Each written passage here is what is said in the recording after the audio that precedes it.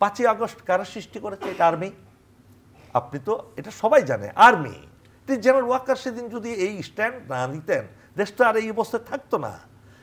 এই জেনারেল ওয়াকারকে কতটুকু অবমূল্যায়ন করা হচ্ছে এটা একটু উদাহরণ দিই।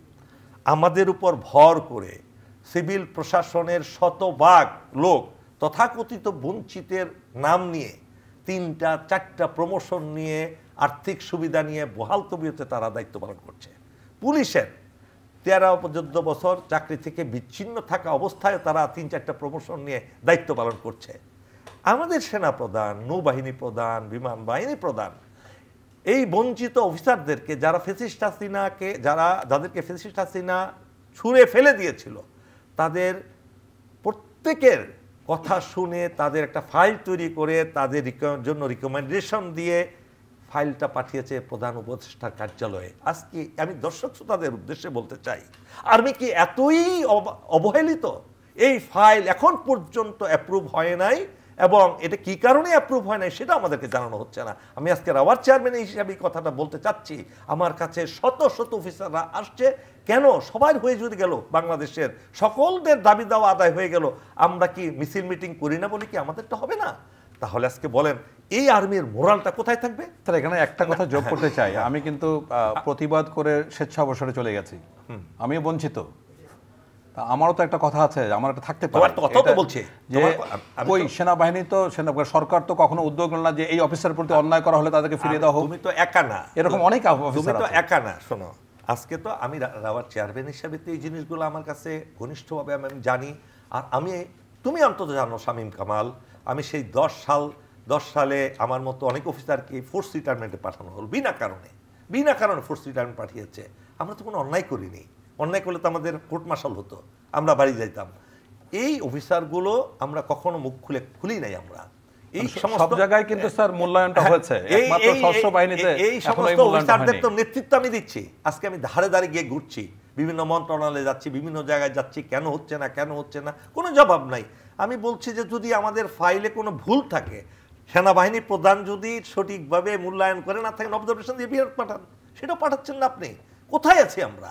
একটা সেনাবাহিনী প্রধান যিনি দেশকে স্বাধীন করে দিলেন, সেই তার সাইনের তো আপনার গুরুত্ব দিচ্ছেন না। কে সেজন? কারা সেখানে হাত দিচ্ছে? কে? হয়তো কোনো সচিব, অথবা কোনো পলিটিশিয়ান, অথবা কোনো দুষ্কৃতকারী কোনো লোক। এইটা কি আমাদের প্রধান উপদেষ্টা বুঝেন না? উনি যদি এত নোবেল প্রাইজ পেয়েও যদি এই কষ্টটা আমাদের না বুঝেন, তাহলে বুঝবে কে? তাহলে আপনি কিভাবে বলেন যে সামরিক বাহিনী হঠাৎ করে এখন একদম ঝাঁপায়া পড়বে? এদেরও তো মূল্যায়ন হবে না, এদের নামে পরে কেস করে দেওয়া হবে। কেন আপনারা করতে গেছেন? এই প্রোটেকশনটা কে দিবে? এই প্রোটেকশনের দায়িত্বটা কিভাবে পাবো আমরা? কি এরকম প্রতিশ্রুতি পেয়েছি যে আমরা যথাযথভাবে দায়িত্ব পালন করে যদি দেশটাকে আমাদের ঠিক করি, এবং পরবর্তীতে যদি কোনো গভর্নমেন্ট ক্ষমতা এসে আমাদের বিরুদ্ধে মামলা মোকদ্দমা দায়ের করে, তাহলে এটা কি বলে রেহাই দেওয়ার জন্য কি কোনো আইন করবে? আমাকে সেই প্রতিশ্রুতি দেন। কি বলে সেটাকে? ওই আইনটা ইনডেমনিটি। এই ধরনের সরকার কি প্রতিশ্রুতি দিয়েছে আপনারা আপনাদের সঠিকভাবে দায়িত্ব পালন করলে কোনো ক্ষতি কেউ করতে পারবে না আমাদের? এই ধরনের কোনো ঘোষণা কারো কাছ থেকে পেয়েছেন? পান নাই। সুতরাং আপনাদেরকে গভীরে যেতে হবে প্রত্যেকটা জিনিসের। দেখুন, একটা জিনিস ভুলে গেলে চলবে না। আমি শামীম কামালকে বলবো, আমার অত্যন্ত স্নেহভাজন একটা ব্যক্তি, আমাদের ভাইরাসের আক্রমণ, আমাদের ভাইরাসকে, আমাদের প্রতিবেশী দেশ, ক্যান্সারের ভাইরাস, ক্যান্সার সবচেয়ে দুরারোগ্য ব্যাধির ভাইরাস, তারা কিন্তু বসে নাই। তারা প্রতিনিয়ত 24 ঘন্টা আমাদের বিরুদ্ধে কিভাবে দেশটাকে বিশৃঙ্খল করা যায়, কিভাবে দেশটাকে নষ্ট করা যায়, পলিটিশিয়ানদের কিভাবে দুর্নীতিগ্রস্ত করা যায়। আজকে দুর্নীতিগ্রস্ত পলিটিশিয়ানরা আজকে নেতৃত্বের পর্যায়ে চলে গেছে, লিডারশিপে চলে গেছে। তাদের কাছ থেকে ভালো কিছু আশা করতে পারেন না। আমি তো মনে করি শামীম কামাল তো সেই এখানে গিয়ে তিনি আরো ভালো বুঝতেছেন যে কারা ভালো কারা মন্দ। আমরা জনগণ কি বুঝতে পারতেছি না, কিন্তু আমাদের কোনো সে নাই। আপনি কোনো পলিটিশিয়ানের যদি ভালো লোক হয়ে একটা প্রতিবাদ করেন, পরের দিন দেখবেন আপনি জেলখানায়। পুলিশ তাদের কথা শুনে। ওই পলিটিশিয়ান ঘোষণা করে দেয় এলাকা ভিত্তিক, প্রত্যেকটা এলাকায়, আমি কিন্তু ক্ষমতায় আসতেছি, আমি এমপি হচ্ছি, সুতরাং আমার কথা তোমাদেরকে শুনতে হবে।